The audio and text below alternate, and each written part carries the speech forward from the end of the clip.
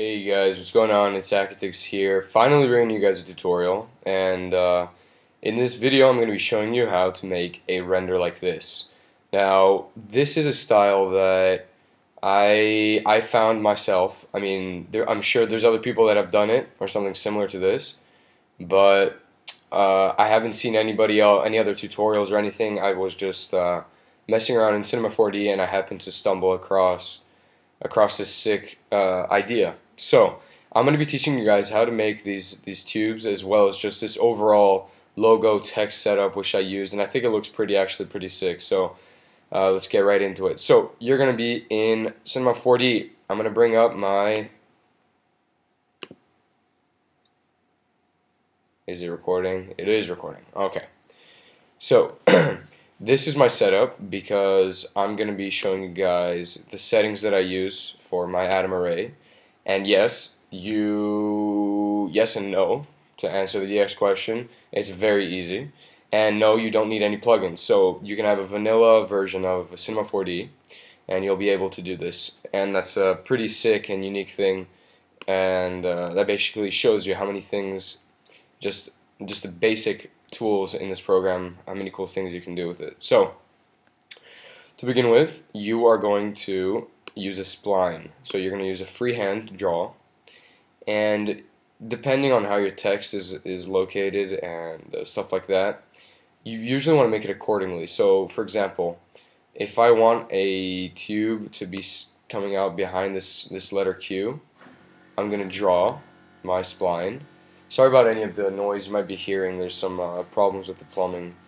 Anyways, you're gonna click on your spline, hold Alt, go to Sweep NURBS, and what that does is basically just puts the spline right inside it. Then you're gonna go back to your circle right here, drag that inside the spline, and then make the radius 2. And so right away, as you're gonna see, your freehand, or what you drew before, is now a 3D tube, just like that. And obviously you can change the radius of this to whatever you like, but I think 2 works well. So let's put that on 2. And then what you're going to do is you're going to drag this all into an atom array, just like that. And at first it's going to look kind of weird because the sphere radius is too high. So I'm going to put it to 0.4, or actually I'm going to check the other one. So, okay, these are my settings. My sphere radius is 1.18, let's say, 1.18 centimeters. And my cylinder radius is 0.4. And what that does is right away, on random parts of your tube, it's going to add these little circles, or I don't know what you want to call these, like rings that go around your tubes, and it gives it a nice tube effect. So the next trick is basically setting up the text. That's the important thing. So actually I'm going to, okay, that's not what I wanted to do. Let's hide these. Okay, so you're going to bring in your text. I'm not going to change the font or anything like that because I'd have to load up my font list and it takes forever. So you're just going to write anything. So here I'm just going to write tutorial, or just tut, like that. Then when you have your text selected, you're going to go to MoGraph, Random Effector, and then random right here. And right away you're going to see your letters all messed up, but that's fine, you can fix that. You click on your random, go to parameter, and mess a bit with the X, Y, and Z values. So what this does is it changes the location of the letters, and for example, how far apart they are in 3 dimensions. So you're just going to play around with this. I tend to leave this pretty centered, just like that, as if it were back to normal. And then you select the rotation check right here, and this is where you can do whatever you want. And I tend to have them slanted out and up, and then you can turn them however you like. So let's say I'm going to want it like this. Next step is, so this basically gives you a nice natural random effect onto your letters. It'll obviously look better if you use a different font, and it usually looks better with longer words as well. So next step is copy pasting your text, or actually no, never mind, I take that back, we can do that later. So you're going to get your text and you're going to hit the letter C on your keyboard. Essentially what this does is it allows you to move around all the letters of your text individually, and so now I have complete control of the letters.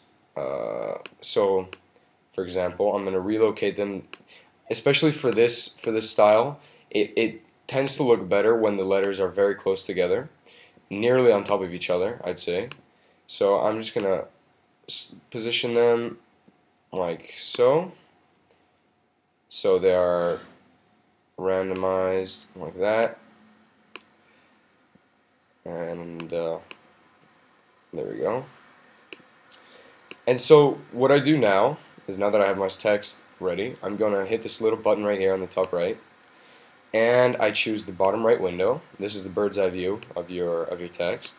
You're going to do the freehand, the spline, and you're just going to pick some random places where you want your splines to come out of. So for example, I want them coming out of the T's like this, because I think it's going to look well on the back, look good on the background.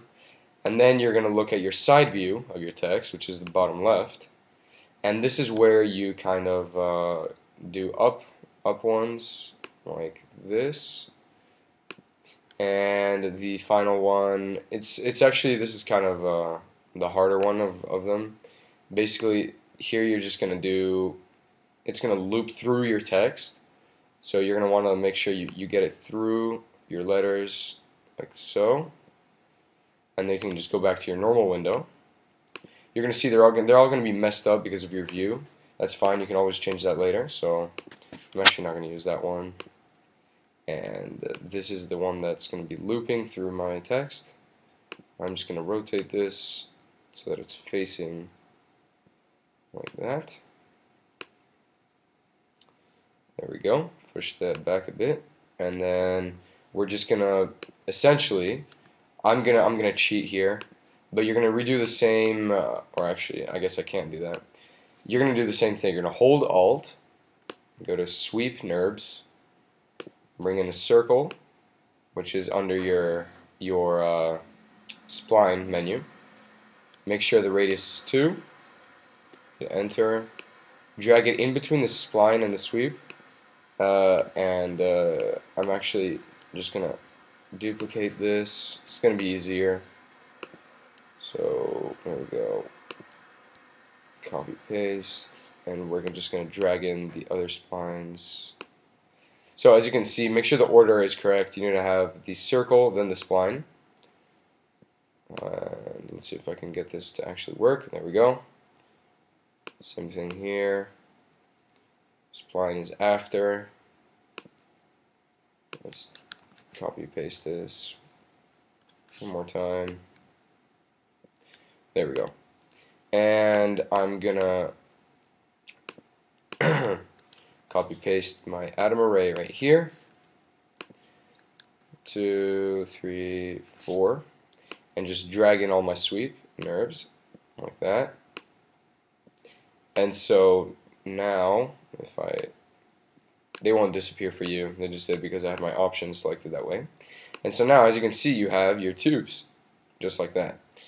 So this is where it comes to the point in your render where you just mess around with the rotation and the basic overall location of your tubes. You want to make sure it looks like a natural location, something that looks nice. You really want to give it a natural look. That's the best tip I can give you guys when trying to move around your tubes.